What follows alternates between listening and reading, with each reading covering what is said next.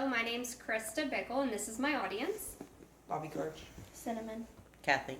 Rocky. Lisa. Tyler. For my informative speech, I have chosen the topic of buying your first home.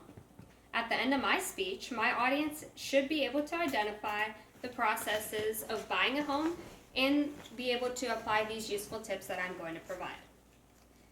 One of the most important aspects of buying a home is picking a location and figuring out where you want to buy.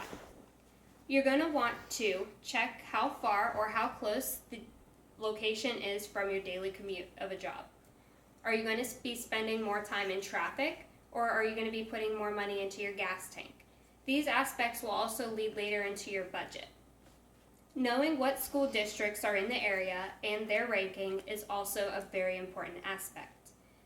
An A school area is going to sell higher amount and at a faster rate than a school in an area of an F.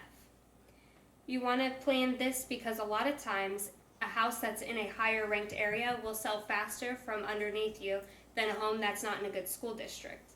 If you have children, you're going to be wanting to check what schools are in the area, what schools they'll be going to in the future, and if you don't have children, maybe what you're planning for in the future if you are looking to have children.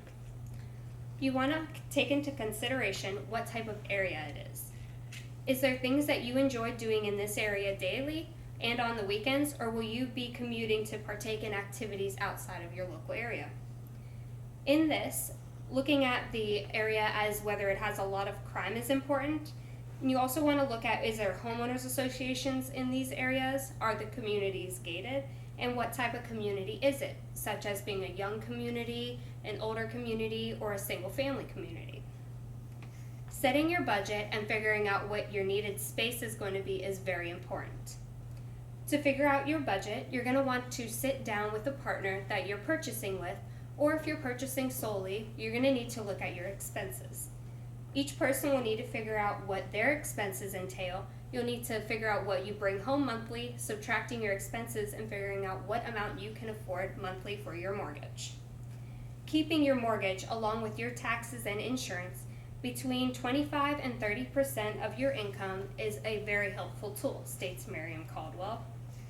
You need to see how much space you're going to need. Are you one or two people, or do you have a full family? In this, it's going to calculate with your budget as well. If you're purchasing a 4-bedroom home versus a 1 or 2 bedroom home, your cost is going to go up. So you need to figure out what works for you. Is purchasing a townhome or a condo going to be a better option, or will it be a single family home? Also, do you have pets? If you have pets, you may want to look at an area such that has a yard or is fenced in or has an area for these pets. Or if you have health conditions. These are important aspects that you're going to be using in your everyday life.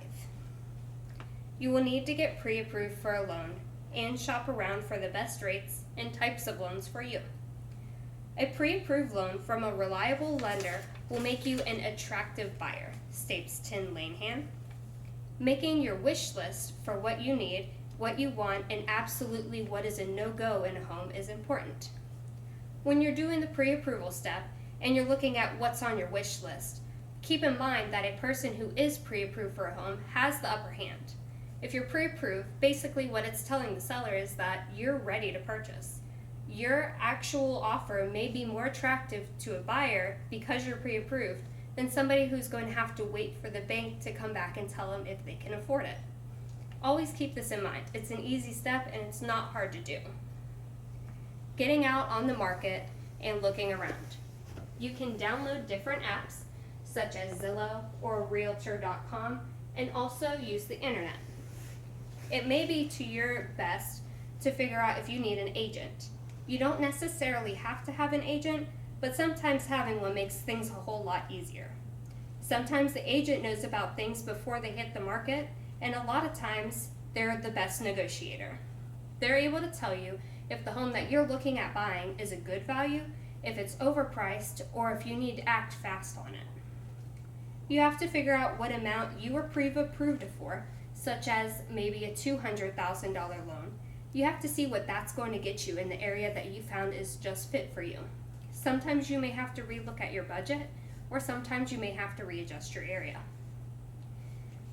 Always be patient. my best advice is to look at all options. A lot of times you will be able to compromise things on your wish list, but don't overcompromise so that you're moving in the next year. Make sure it's beneficial to you. Craig Rager states, don't feel the pressure to jump on the first home that you like, because chances are there's always something out there that's better, a better value, or just overall immaculate for yourself. The last step is making the offer.